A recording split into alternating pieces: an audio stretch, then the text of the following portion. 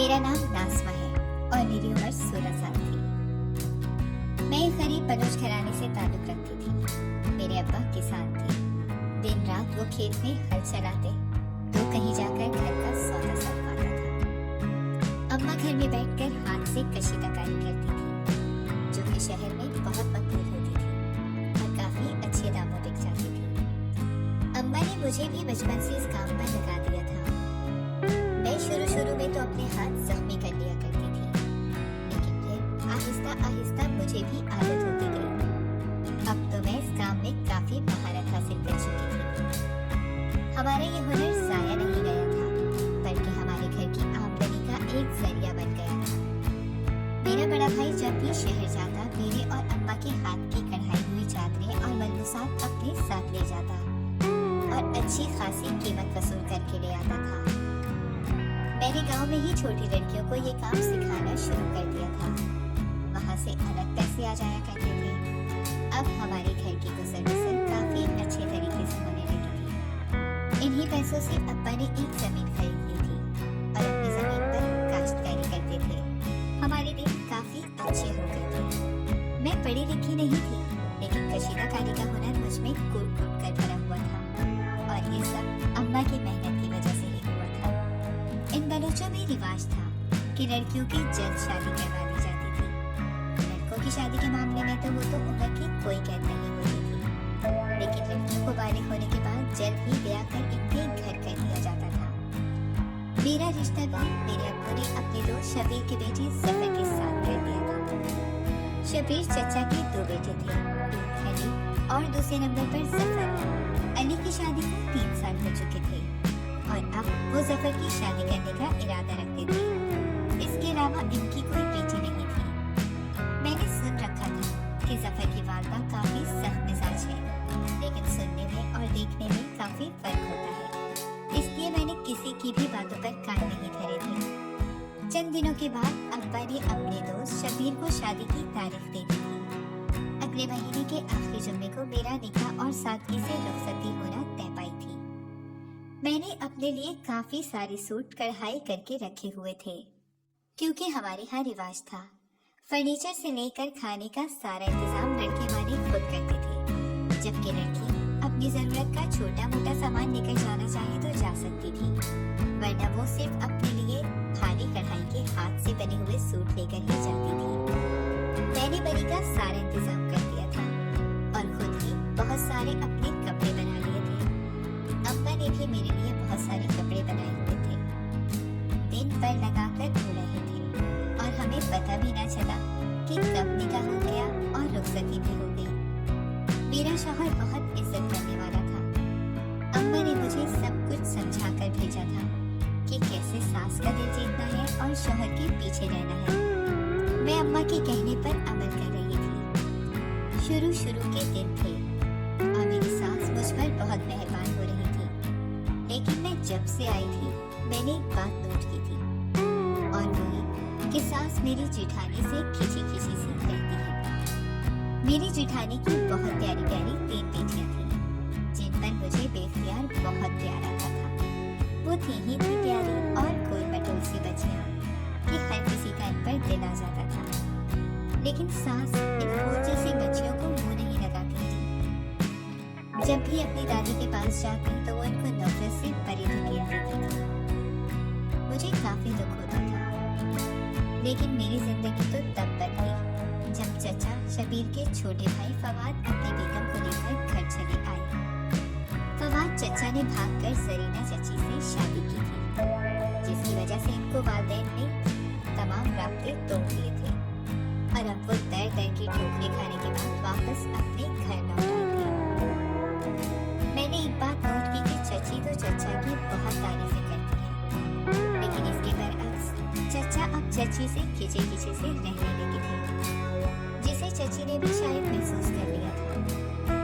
और अब वो ज्यादा चचा के आसपास रहती थी, जैसे इनको डर हो चचा इनसे दूर ना हो जाए। लेकिन चचा पर कोई असर नहीं होता था। अब वो ज्यादा वक्त अपनी माँ के कमरे में गुजारते थे। जब भी माँ के कमरे से निकलते तो चची को अजीबो गरीब नजरों से देखते, जैसे इन सब में सारी गलती चच्ची की हो। चच्ची खुद भी हैरान परेशान रह जाती थी। इनको भी कुछ समझ नहीं आ रहा था कि यहाँ आने के बाद चचा का बर्ताव इनके साथ क्यों बदल गया है, लेकिन कोई भी सुराग हाथ नहीं लग रहा था। अब तो मुझे लगने लगा था कि शायद चचा की अम्मा ही इनको कोई पटियां पढ़ाती होंगी, जिसकी वजह से अब वो अक्सर चच्ची को इग्नोर करने लगे थे, बल्कि इन पर तवज्जो देना ही छोड़ चुके थे। और इनके बरक्स चच्ची हर मुमकिन कोशिश करके अपने मियाँ को राजी करने की कोशिश करती रहती, जो कि साफ पता चल रहा था कि इनकी कोई भी तरकीब काम नहीं आ रही थी। चच्ची ने चचा को लेकर बहुत ज्यादा सोचकर अपनी तबीयत खराब कर ली थी।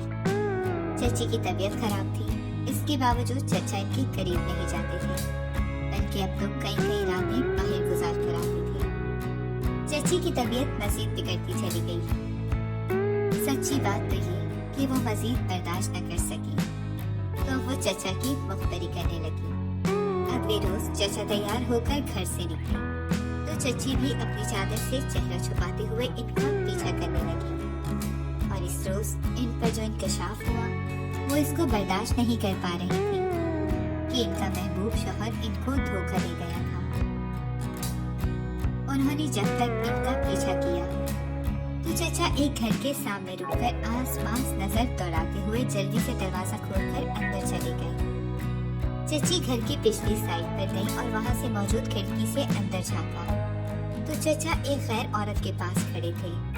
इनकी बातें सुनते हुए इन्हें ये पता चल चुका था कि वो चचा की दूसरी बीवी थी, और सहन पर जोर देने के बाद इन्हें ये भी याद आ गया कि ये तो इनकी सास की पसंद की हुई गुलबहार थी, क्योंकि इनके साथ अपने बेटे को यूं भागकर शादी करना पसंद नहीं आया था।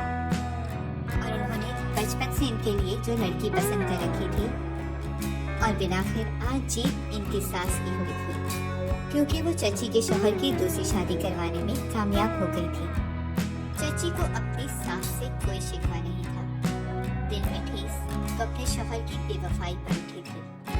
इनको यकीन नहीं आ रहा था कि चचा वही इंसान है जो शादी से पहले इनके लिए जान तक देने को तैयार थे, वो सिर्फ जायदाद की वजह से और आरामदेह जिंदगी गुजारने के लिए। उन्होंने अपनी माँ की बात मानकर चच्ची को बेमौल कर दिया था। इस रात चच्ची ने घर आकर अपने आप को एक कमरे में बंद कर दिया था और चीख चीख कर इतना रोई थी कि घर की दीवारें तक कांप गई थी। बस चच्ची की बर्दाश्त यहाँ तक ही थी, और इस रात को वो अपने शौहर की बेवफाई पर आंसू बहाते बहाते इस जहाने खाने से कूच कर गई। अगले रोज चच्ची की मौत की खबर किसी वबा की तरह पूरे गांव में फैल गई थी। हर कोई इस बात पर हैरान चच्ची तो बिल्कुल ठीक ठाक थी, अचानक वो कैसे एक ही रात में आपसे नाराज होकर हमेशा के लिए गहरी नींद जा सकी। लेकिन सच से सिर्फ चचा और इनकी अम्मा वाकिफ थे। लेकिन हैरत मुझे इस बात पर हुई थी कि चचा के चेहरे पर कोई भी निदामत ढूंढने से भी नहीं मिली थी। वो बिल्कुल बेफिक्र नजर आ रहे थे,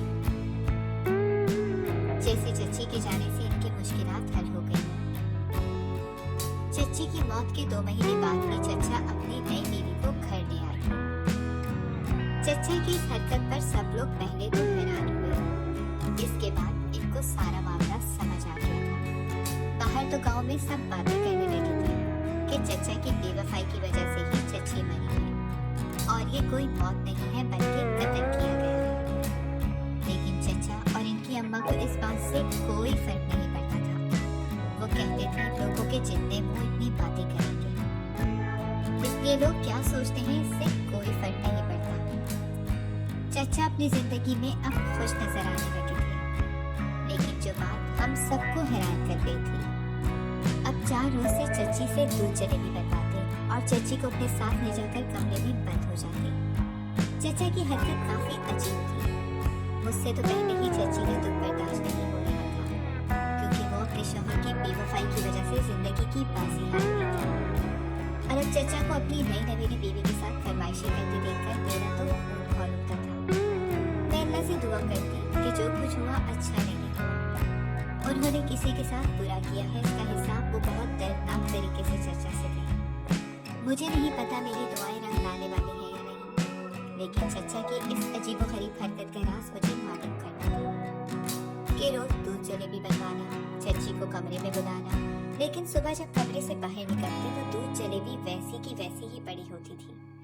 इसका मतलब था कि ना तो दूध जलेबी चच्ची खाती थी और ना ही चचा खाते थे, और जब खाना ही नहीं होता तो फिर बनवाते क्यों थे। ये बात मुझे तजस्सुस में डाल देती थी। अब मैंने चचा पर नजर रखनी शुरू कर दी थी। एक रोज चचा कमरे में जाने लगे तो इनके पीछे ही चच्ची भी होती। मैंने जल्दी से जाकर चच्ची को टक्कर मार दी, जिसकी वजह से सारी दूध जलेबी नीचे गिर गई। तो चचा और चच्ची का रंग फक हो गया। इनके चेहरे को देखते हुए अब मेरा शक और पुख्ता हो गया था कि जरूर दाल में कुछ काला है जो वो दोनों हम सबसे छुपा रहे हैं। मैंने जल्दी से चच्ची से माफी मांग दी। माफ करना चच्ची, मेरा ध्यान नहीं गया। लाए मैं दोबारा बना देती हूँ चचा के लिए दूध जलेबी। मेरी बात सुनकर चच्ची फौरन से डर गई और बोली, नहीं बच्ची, तुम रहने दो और अपने कमरे में जाओ, मैं खुद बना लेती हूँ, इतना तो वक्त नहीं लगता, मैं तुम्हें तकलीफ क्यों दूँ।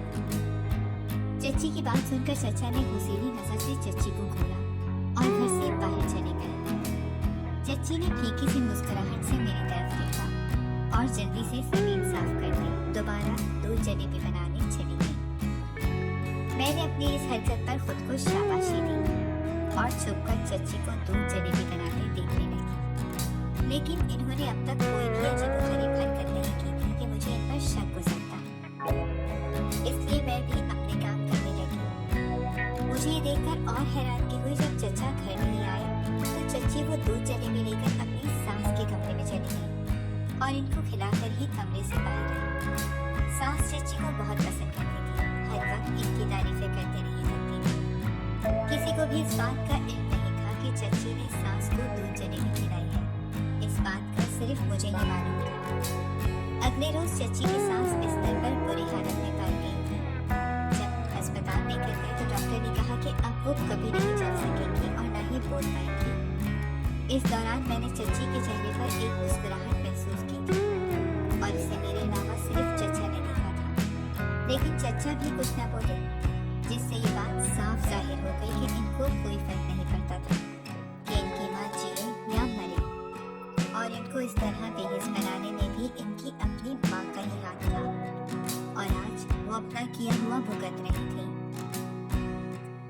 जिस बहू को वो बहुत प्यार से अपने बेटे की दुल्हन बनाकर लाई थी, इसी बहू ने आज इनको बिस्तर पर लगा दिया था।